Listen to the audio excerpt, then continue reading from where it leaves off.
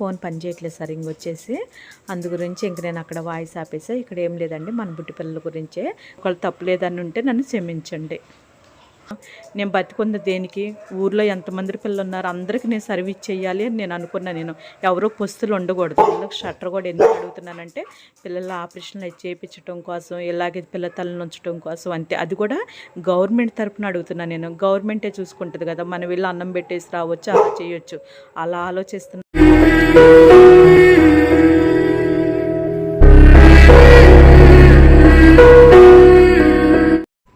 అండి ఇక్కడైతే నేను అసలు ఫస్ట్ అయితే వాయిస్ ఇచ్చానండి. ఆ వాయిస్ అయితే అసలు ఏం వినపట్లేదు.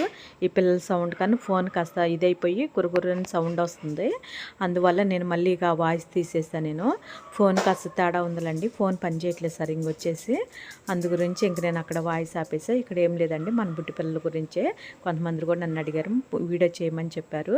పిల్లల్ని ఇంట్లో పెట్టుకోవడానికి ఏంట్రా ఇబ్బంది అని చెప్పేసి అడుగుతున్నారు. కొంతమందికి తెలియదు అనుకుంటా, అందుకని నేను చెప్తాను. నేను ఉండేది రెంట్కన్నీ అని కూడా చెప్పాను నేను. వాళ్ళకి వీడియోలో కూడా కొంతమంది కొత్త వాళ్ళు వస్తున్నారు కదా, వాళ్ళకి తెలియాలి కదా అని చెప్తున్నారు. నేను ఉండేది రెంట్కండి. ఇప్పుడు రెంట్కున్నా సరే, నేను ఉంచినా సరే వాళ్ళకి 4 గోళ్ళ మధ్యన కదండి పిల్లలు ఉండేది. చాలా బాధను అనిపిస్తారు కదా. మన ఇంట్లోనే 10 మంది లేవు కదండి, ఉండే మేమిద్దరం. సన్నీ రేపు జాబ్ వచ్చిందనుకో, వాడు జాబ్కి వెళ్ళిపోయింది అనుకో, కష్టం కదా. 1 సంవత్సరం తర్వాత అయినా సరే వాడు జాబ్ వచ్చిందనుకో, వాడు వెళ్ళిపోతాడు. అప్పుడు నేను ఒక్కదాన్ని, నేను బయట పని చేసుకొని వచ్చేదాన్ని కదండి. పిల్లలు ఒక్కళ్ళు అయిపోతారు కదా, అల్లాడిపోతారు కదా. మనం ఇంకో ఇల్లు కాకపోతే ఇంకో ఇల్లు తీసుకున్నా సరే పిల్లలకి ఇబ్బంది కదా. ఎవరు మనకి ఇల్లు కూడా త్వరగా ఇవ్వరు కదండి. పోనీ అలా అని చెప్పి మనకు సొంత ఇల్లు ఉన్నా సరే ఇబ్బందేనండి. ఎందుకంటే వాళ్ళు ఉసురు నాకు తగిలినట్టే కదా. ఇక వాళ్ళని పాపం ఇచ్చేసిన వాళ్ళ సంతోషం అనేది ఏమీ లేకుండా అలా 4 గోళ్ళని బంధించేసి నేను బయటికి వెళ్ళిపోయి రావటం, వాళ్ళని ఏడిపించినట్టు ఉంటుంది. కాబట్టి నేను అందుకని నేను త్వరగా ఇంట్లో పిల్లల్ని నేను పెట్టుకోవడానికి ఇష్టపడినండి. ఆ ఉసురు నాకు తగిలిద్దండి, అందుకని నా పని చేయను. వాళ్ళకి కడుపు నిండి అన్నం పెట్టవైతే చేస్తా. పిల్లలు ఎక్కడున్నా సరే కడుపు నిండి అన్నం పెడతా, నేను వాళ్ళని చూసుకుంటా. వాళ్ళ ఆరోగ్యం బాగున్నా బాగోపోయినా అన్నీ నేను చూసుకుంటానండి. కానీ పిల్లల్ని ఇంట్లో తెచ్చిపెట్టాను అనుకో, ఆ నలుగురినే నేను చూసుకోవాల్సి వచ్చేది. అప్పుడు నా గురించి ఇంకా బయట వాళ్ళు పొస్తులు ఉంటారు. ఎందుకంటే నాకు బయట పిల్లల్ని చూసుకోవాలి కదా నేను. వాళ్ళు కూడా మనకు కావాలి కదా. ఇప్పుడు వీళ్ళిద్దరి కోసం బయట వాళ్ళని ఆపేయటం మనకు కష్టం కదా. అందుకని నేను బయట పని చేసుకొని రావాలి, మన పిల్లల్ని పోషించాలి, నేను బతకాలి. అంటే మనం పని చేయాలంటే మనకి ఇంట్లో ఇంక పిల్లల్ని పెట్టుకోవటం వేస్ట్ అని అనిపించింది నాకైతే. అందుకని నాకు అన్నమ్మ ఒక్కతే చాలండి. నేను అన్నమ్మ తర్వాత ఇంకెవరిని నేను తీసుకురాను ఇంట్లోకి వచ్చేసి. ఎందుకంటే వాళ్ళు ఉసురు నాకు తగిలిద్ది. నాకు అలా ఏడిపించడం ఇష్టం లేదు. అన్నమ్మని చూసి నేను చాలా బాధనే అనిపిస్తున్నా. నేను అన్నమ్మ ఎంత బాధపడుతుంది అనేది నాకు మాత్రమే అర్థమవుతుందండి. అందుకని ఏదైనా సరే ఇంట్లో 10 మంది ఉంటేనే, మనకి కుక్క పిల్లల్ని చూసుకునే వాళ్ళు ఉంటేనే బాగుంటుందండి. ఎందుకంటే వాళ్ళకి అనిపిస్తూ ఉంటుంది కదా, పాపం ఉండాలి, జనాలకు అనిపిస్తూ ఉండాలి, ఆడుకుంటూ ఉండాలి అని చెప్పేసి. అందువల్లేనండి, అంతమించి ఇంకా వేరే విధంగా అనేది అయితే ఏం లేదండి.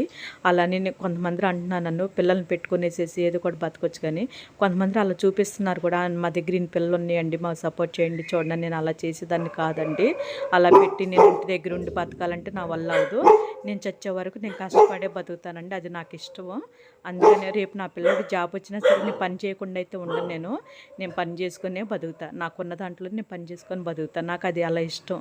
అందుకనే నేను పిల్లలు ఉన్నా సరే ఏది ఉన్నా సరే నేను అదే పని చేస్తాను. నేను అంతేగాని ఇలాంటి పత్యాపారాలు అయితే అసలు నేను చేయనండి. పిల్లలను పెట్టుకొనేసి నా ఇక్కడ పిల్లలు ఉన్నారు కదా, నా సపోర్ట్ చేయండి అని అలా నేనైతే చేయను. నేను మన పిల్లలకు షట్టర్ కూడా ఎందుకు అడుగుతున్నానంటే, పిల్లల ఆపరేషన్లు చేయించడం కోసం, ఇలాగే పిల్ల తలను ఉంచడం కోసం అంతే. అది కూడా గవర్నమెంట్ తరపున అడుగుతున్నాను నేను. గవర్నమెంటే చూసుకుంటుంది కదా, మనం వెళ్ళి అన్నం పెట్టేసి రావచ్చు, అలా చేయొచ్చు, అలా ఆలోచిస్తున్నాను నేను. అంతేగాని నేను షట్టర్ పెట్టుకొని దాని మీదే మెయింటైన్ చేసేసి నేను పని చేయకోకుండా పిల్లల్ని చూసుకుంటా ఉండేసేసి అలా చేస్తే బయట ఇంకా బోల్డ్ మంది ఉంటారు కదా, వాళ్ళకి నేను సర్వీస్ ఎలా చేయగలుగుతాను? నేను బతికుంది దేనికి? ఊర్లో ఎంతమంది పిల్లలు ఉన్నారు, అందరికీ నేను సర్వీస్ చేయాలి అని నేను అనుకున్నాను. నేను ఎవరో పొస్తులు ఉండకూడదు, నాకు అది ఇష్టం. నేను అలా తిరిగి చేస్తాను. వీళ్ళకి షట్టర్ ఎందుకు? ఆపరేషన్లు జరగాలి ముందు. మెయిన్ ఆపరేషన్లు, ప్రతి ఒక్క పిల్లలకి ఆపరేషన్లు అవ్వాలి, అది నా కోరిక అంతే. ఇక్కడ పిల్లలకి ఆపరేషన్లు జరగాలంటే మనకి ఏదైనా షట్టర్ ఇవ్వాలి. షట్టర్ ఇస్తే నేను ఆపరేషన్ చేయగలుగుతా. నేను ఆ ఉద్దేశంతోనే నేను ఇంతకుముందు కూడా నేను వీడియో చేసింది షట్టర్ల గురించి. మన గవర్నమెంట్ తరఫున వస్తే ఇంకా బాగుంటుందని చెప్పేసి, అంతేగాని వేరే విధంగా కాదండి. ఇప్పుడు కానీ కొంచెం నా గురించి అర్థమవుతుందేమో అనుకుంటున్నాను నేను. ఎందుకంటే ఇవాళ ఒక ఆంటీ నన్ను అడిగింది, ఇలా వీడియో చేయరా, మాకు తెలియాలి కదా, మేము కొత్త అమ్మ నీ వీడియోలు చూడటం ఏమనేసి చెప్పారు. సరేనంటే నేను నీకోసమైనా సరే ఈ వీడియో చేస్తున్నానని చెప్పా. ఒకళ్ళు తప్పులేదని ఉంటే నన్ను క్షమించండి.